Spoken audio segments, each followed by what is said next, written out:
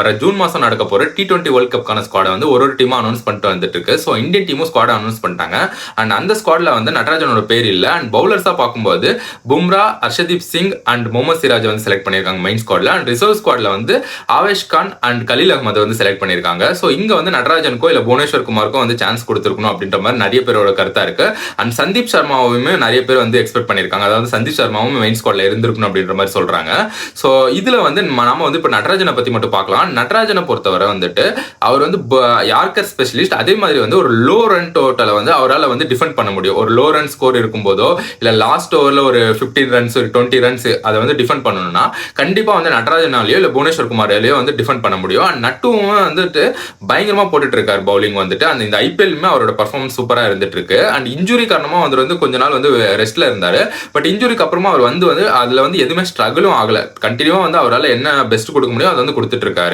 And இப்போ select பண்ணிருக்கிற ஸ்குவாட்ல பும்ராவை பொறுத்தவரை எந்த கொஸ்டினுமே இல்லை. ஏன்னா வந்து பும்ரா வந்து ஒரு பெஸ்ட் பவுலர் அப்படின்ற மாதிரி வேர்ல்ட்லேயே ஒரு பெஸ்ட் பவுலர் அப்படின்ற மாதிரி ஒரு பேரை வாங்கிட்டாரு.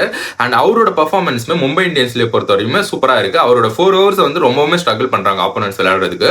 ஸோ ஆப்வியஸா வந்து பும்ராவை எடுத்ததுல வந்து யாருக்கும் எந்த கொஸ்டினுமே கிடையாது. அண்ட் அதுக்கு அடுத்து வந்து ஹர்ஷதீப் சிங்குமே ஒரு நல்ல பவுலர் தான். அவராலையுமே வந்து ஒரு யார்கர் செய்யுமே அந்த ஸ்டம்ப் டு ஸ்டம்ப் போடுற டெலிவரிஸ் நல்லா தான் பண்ணிட்டு இருக்காரு. அண்ட் முகமது சிராஜ் வந்துட்டு ஆர்சிபிக்காக விளையாட்டு இருக்காரு. ஆனால் ஆர்சிபிலுமே அவர் வந்து உட்கார வச்சிட்டாங்க. ஏன்னா வந்து அவர் வந்து நிறைய ரன்ஸ் கொடுக்குறாரு. அண்ட் விக்கெட்ஸ்மே பெருசா வந்து அவரால் எடுக்க முடியல இந்த ஐபிஎல் பொறுத்தவரை. அண்ட் இன்டர்நேஷனல் மேட்சஸ்லயுமே வந்து ஓரளவுக்கு அவர் பர்ஃபார்ம் பண்ணிருக்காரு. ஆனா வந்து சிக்னிஃபிகண்டா சொல்ற மாதிரி எதுவும் கிடையாது. ஆனா அவரை வந்து பேக் பண்ணிருக்காங்க இந்தியன் டீம். இப்போ ஹர்ஷதீப் சிங் ஆகட்டும் இல்ல முகமது சிராஜ் ஆகட்டும் அவங்களோட பிளேஸ்ல வந்து நட்ராஜனுக்கோ இல்ல புவனேஸ்வர் குமாருக்கோ கண்டிப்பா வந்து சான்ஸ் கொடுத்துருக்கலாம். ஏன்னா அதுக்கான வாய்ப்பு வந்து அதிகமாவே இருக்கு. ஏன்னா வந்து நட்ராஜனோட பர்ஃபார்மன்ஸ் இவங்க 2 பேரையுமே ஸ்டாட்டிஸ்டிக்கலாவும் சரி, அவரோட அந்த பவுலிங் ஸ்டைலும் சரி, அப்புறம் அவரோட ரீசன்ட் பர்ஃபார்மன்ஸும் சரி அவங்களோட பெட்டரா இருந்திருக்கு. ஸோ கண்டிப்பா வந்து நட்ராஜனுக்கு வந்து இந்த ஸ்குவாட்ல வந்து சான்ஸ் கொடுத்துருக்கலாம். எதனால அவருக்கு சான்ஸ் கொடுக்கல அப்படின்னு தெரியல. அண்ட் ரீசெண்டா நடந்த ஒரு SRH மேட்ச்ல வந்து தமிழ் கமெண்ட்ரியில வந்து ஒரு கமெண்டேட்டர், அவரோட பேர் தெரியல, எனக்கு பேர் ஞாபகம் இல்லை, அவர் வந்து கேட்கிறாரு, அதாவது வந்து இந்த வாட்டி வந்து வேர்ல்ட் கப் ஸ்குவாட் அனௌன்ஸ் பண்ண போறாங்க. ஸோ நட்ராஜனோட பேர் நம்ம எதிர்பார்க்கலாமா அப்படின்னு இன்னொரு கமெண்டர் கேட்கும்போது நட்ராஜன் ஒரு நல்ல பவுலர், அவரோட லிமிடெட் ஸ்கில்லை வச்சுட்டு அவர் வந்து பயங்கரம் பண்றாரு அப்படின்ற மாதிரி சொல்றாரு. ஸோ இதுல என்னன்னா தமிழ் கமெண்டேட்டர் லிமிடெட் ஸ்கில், அதாவது வந்து குறைவான ஸ்கில். என்ன குறைவான ஸ்கில்? இவர் வந்து யார்கர் வந்து நல்லா போடுறாரு. யார்கர் வந்து பர்ஃபெக்டா எக்ஸிக்யூட் பண்றக்கூடிய ஆட்கள்ல ரொம்ப குறைவு தான் வேர்ல்ட்ல இருக்கிற பவுலர்ஸ். ஸோ அதுல வந்து நட்ராஜன் வந்து ஒரு டாப் பிளேஸ்ல இருக்கிறாருன்னு சொல்லலாம். பும்ராக்கு அடுத்து நட்ராஜனும் வந்து பும்ராக்கு அடுத்தும் சொல்லலாம், இல்ல பும்ராக்கு ஈக்குவலாவுமே வந்து நட்ராஜன் வந்து யார்கர்ல வந்து ஸ்பெஷலிஸ்டா இருக்காரு.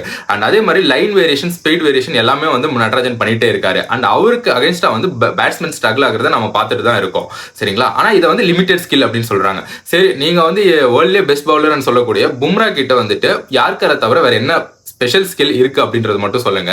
ஏன்னா வந்து இந்த மாதிரி தான் நம்ம தமிழ் கமெண்டேட்டர்ஸே இப்படிதான் இருக்காங்க. அதாவது வந்து நான் வந்து பும்ராவை வந்து குறை சொல்ல, பும்ரா வந்து obviously the best bowler.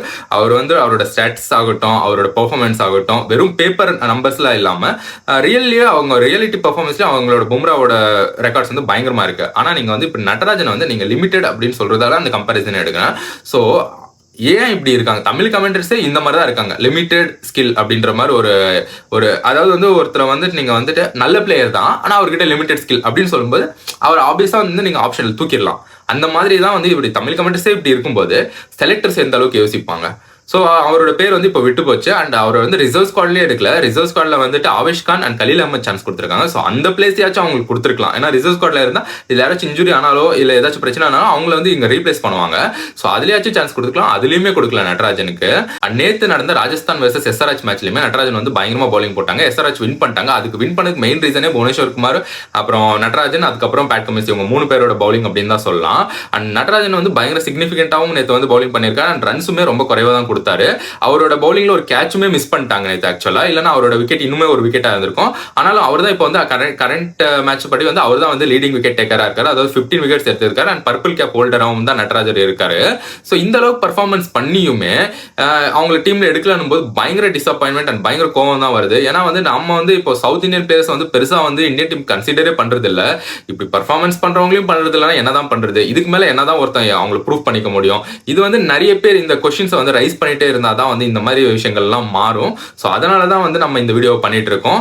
So இப்போவுமே வந்து BCCI வந்து அந்த ஸ்குவாடை வந்து ரிவைஸ் பண்ணலாம் அப்படின்னு சொல்றாங்க. அதாவது ஏதாவது பிளேயரை வந்து ஆட் பண்ணுமோ இல்லை ரிமூவ் பண்ணணுமோ அது வந்து பண்ணலாம் BCCI, அதுக்கான டைம் இன்னும் இருக்கு அப்படின்ற மாதிரி சொல்றாங்க. ஸோ இப்போயாச்சும் வந்து நட்ராஜனை வந்து BCCI மெயின் ஸ்குவாட்ல வந்து போட்டு T20 வேர்ல்ட் கப் அனுப்பணும் அப்படின்னு நான் நினைக்கிறேன். ஸோ உங்களோட ஒப்பீனியனை வந்து நீங்க கமெண்ட்ல சொல்லுங்க. இன்னொரு வீடியோல பார்ப்போம். தேங்க்யூ.